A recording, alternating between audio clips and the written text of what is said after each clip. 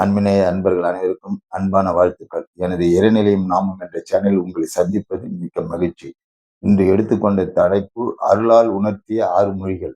வள்ளல் பெருமான் வாழ்ந்த 19ஆம் நூற்றாண்டில் புதுச்சேரி தந்தி அலுவலகத்தில் மேலாளராக பணிபுரிந்து வந்தவர் பினாகா பாணி என்பவர். 6 மொழிகளில் இவர் பேசுபவராகவும் எழுதுபவராகவும் கைதேர்ந்தவராக இருந்தார். அதனால் அகந்தையோடு இவர் வாழ்ந்து வந்தார். ஒரு நாள் வடலூர் வந்து வள்ளல் பெருமானை சோதிக்க வேண்டும் என்று இவரது மனநிலை இருந்தது.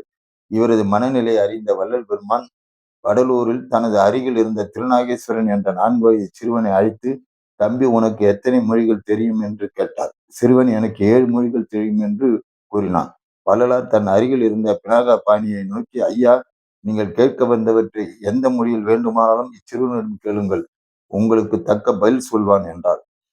பினாகா பாணியோ வாய் பேசாத அசந்து நின்றார். அவருடைய அகந்தை அடங்கி வள்ளலாரை வணங்கி விட்டு சென்றார். இவரது அகந்தையை அடக்கவே வள்ளல் பெருமான் அச்சிறுவனுக்கு 7 மொழிகளில் பேசும் ஆற்றலை அளித்தார். இறைவனிடம் அனைத்து ஆற்றல்களையும் பெற்ற வள்ளலாருக்கு அனைத்து மொழிகளிலும் பேசுவதற்கும் எழுதுவதற்கும் தெரியும் என்பதற்கு இது ஒரு சம்பவம் ஆகும். வேறு ஒரு நிகழ்ச்சியில் உங்களை சந்திக்கின்றேன். நன்றி, வணக்கம். இச்சேனலை சப்ஸ்கிரைப் செய்யும்படி கேட்டுக்கொள்கிறேன். எல்லா உயிர்களும்